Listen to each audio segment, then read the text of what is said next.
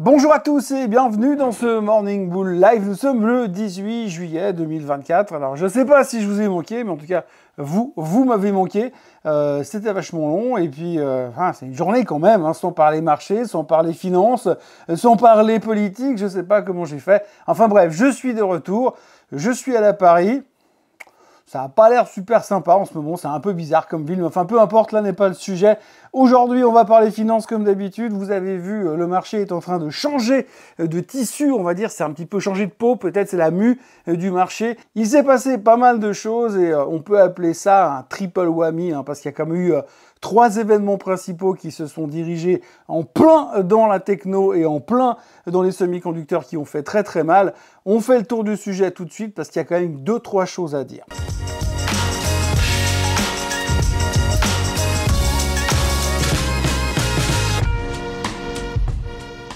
Donc oui, triple whammy parce qu'il y a eu trois gros événements, trois choses importantes qui se sont mis en pression sur le secteur de la technologie. Alors tout d'abord, commençons à parler des Magnificent Seven, hein. 1100 milliards de market cap qui se sont effacés comme ça dans l'atmosphère en l'espace d'une semaine, hein, depuis le CPI et depuis qu'on a eu notre certitude que les taux allaient baisser de plus de 90%.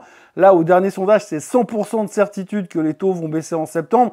Et on parle déjà de 3 baisses de taux pour 2024. Là, on est plutôt serein, on est assez confiant, hein, comme on est assez juste sur les prévisions au niveau des baisses des taux, on se fait pas trop de soucis. Depuis que le CPI est sorti la semaine dernière, eh bien, on a vu qu'il y avait quand même une certaine pression sur les Magnificent Seven, hein, une espèce de rotation de secteur qui était en train de se dessiner. On vend les big caps et puis on vient se positionner sur du small ou sur des défensifs pour ceux qui n'osent pas aller mettre les pieds sur les small caps. Résultat, ça donne des choses assez impressionnantes au niveau du marché, puisque finalement, donc cette pression sur les Magnificent Seven, ça c'est la première chose, c'est la rotation de secteur. Si vous regardez un peu les indices, vous avez le Dow Jones qui prend 0,6%, le S&P 500 qui est en baisse de 1,5 et du reste, et le Nasdaq qui se fait démonter pour les raisons qu'on peut comprendre. Mais en plus des Magnificent Seven sur le Nasdaq, il y avait aussi les semi-conducteurs. Et juste par rapport au Dow Jones, c'est très clair. Si vous regardez le Dow Jones, vous prenez la liste des composants du Dow Jones, des 30 composants du Dow Jones, et vous verrez que ceux qui baissent ont tous un lien avec la tech, plus ou moins,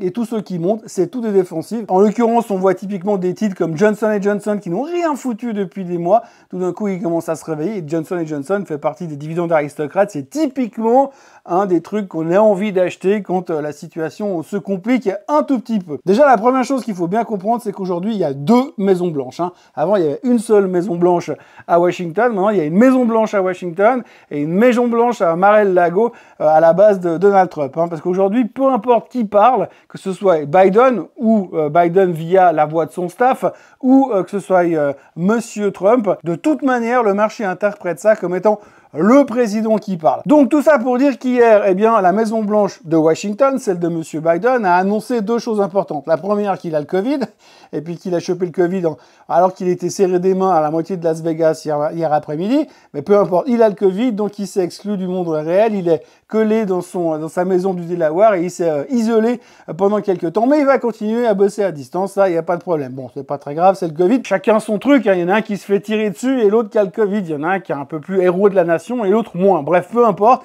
Biden a le Covid, mais la deuxième chose qui a été annoncée, c'est que finalement, aujourd'hui, les États-Unis veulent mettre en place des restrictions pour empêcher les sociétés d'exporter du matériel du côté de la Chine, matériel pour les semi-conducteurs, pour la fabrication des semi-conducteurs, afin de les empêcher finalement de rattraper un certain retard et de devenir un problème concurrentiel de plus, hein. Donc ça, c'est pas encore très clair comment ils veulent mettre les choses en place.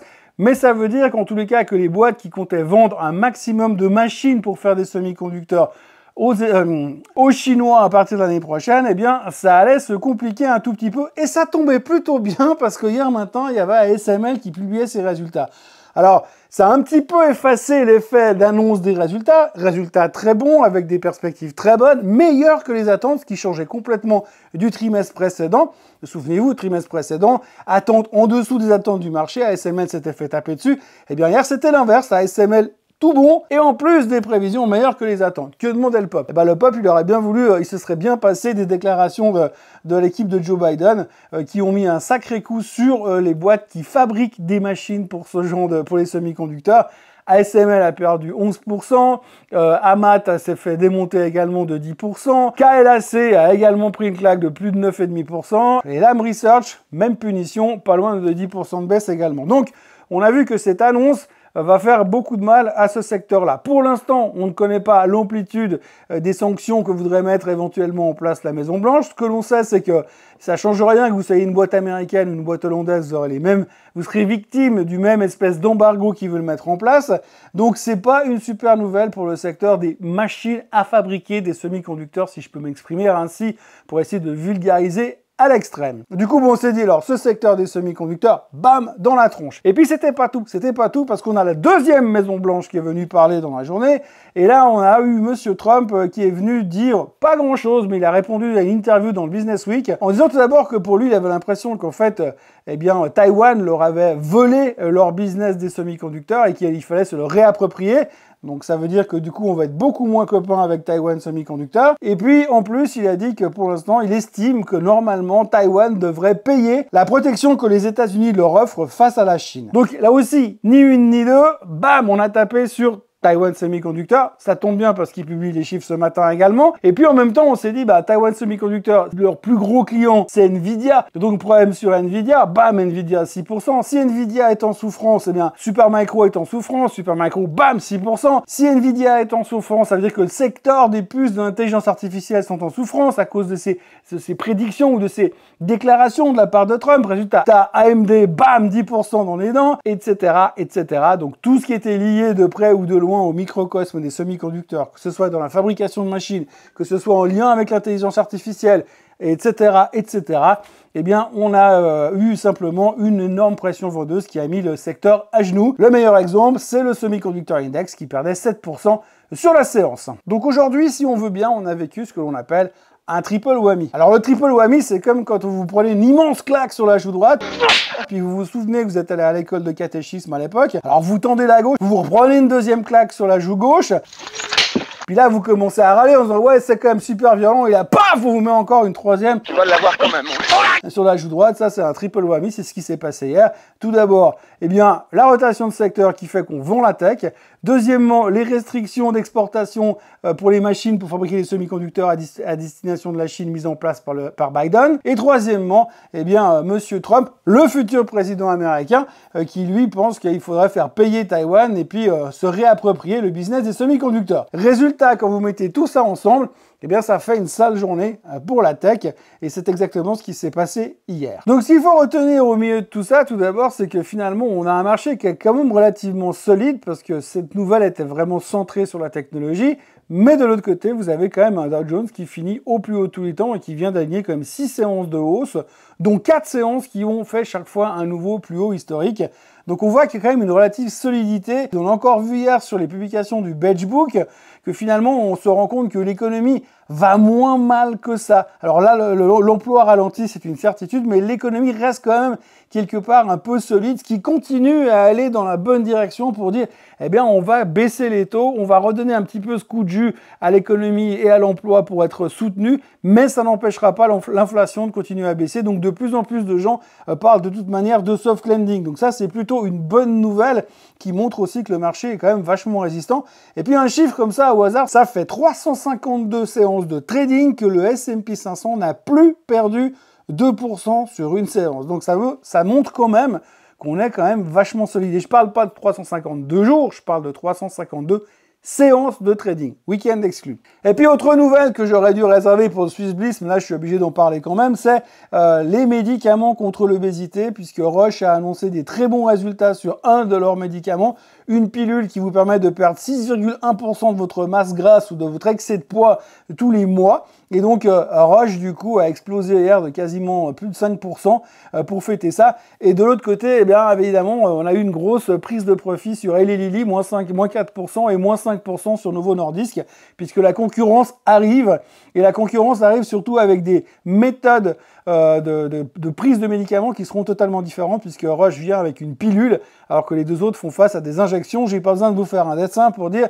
ce que la majorité des gens préfèrent quand même globalement. Donc enfin une bonne nouvelle sur Roche, et quand vous voyez le graphique de Roche, regardez le biseau qu'on avait dessiné, le target est largement atteint, en tout cas le target du biseau. Maintenant, il faudra voir comment les choses vont se poursuivre sur Roche. Pour ceux qui ont joué cette cassure à la hausse, eh bien, je pense qu'il est plus que raisonnable de prendre les profits à ce niveau-là, parce que le mouvement était quand même relativement impressionnant. Ça ne veut pas dire que Roche ne va pas continuer à monter, mais pour l'instant, voilà, en tout cas, sur cette trade-là, peut-être que les profits sont à prendre sur Bon Roche, puisqu'on a même dépassé le target qui était dessiné par ce biseau descendant il y a quelques temps. Voilà, pour le reste, aujourd'hui, eh bien, on continue la semaine. Alors aujourd'hui, on va parler Banque centrale, puisqu'aujourd'hui, il y aura la Banque centrale européenne qui va parler, qui va annoncer sa décision sur les taux. Je dois dire que c'est pas très clair sur ce qu'il devrait faire. Si on se base sur les chiffres économiques qui sont sortis récemment aux États-Unis, cette maîtrise de l'inflation, cette intention de baisser les taux au mois de septembre, cette quasi-certitude de voir les taux baisser au mois de septembre, on devrait supposer que potentiellement, eh bien, la BCE devrait baisser les taux encore une deuxième fois de suite. Mais en même temps, c'est vrai que les chiffres européens sont pas aussi clairs que ce que les Américains montrent. Donc, Madame Lagarde avait exprimé son intention d'être relativement prudente. Donc c'est plus ou moins pile ou face. Sera-t-elle prudente ou prendra-t-elle le risque d'aligner une deuxième baisse de taux dans la foulée? Peut-être que ça ferait pas de mal aux indices européens qui sont un petit peu délaissés dans l'immédiat, même si pour l'instant il n'est pas prouvé que les baisses de taux stimulent les marchés à la hausse, vu que c'est quand même très anticipé depuis très longtemps. Voilà grosso modo ce que l'on pouvait raconter aujourd'hui. Ce triple whammy met la technologie à mal. On va continuer avec les publications des résultats, bien sûr, puisqu'on a TSMC qui va publier ce matin ou qui a peut-être déjà publié à l'heure où je vous parle.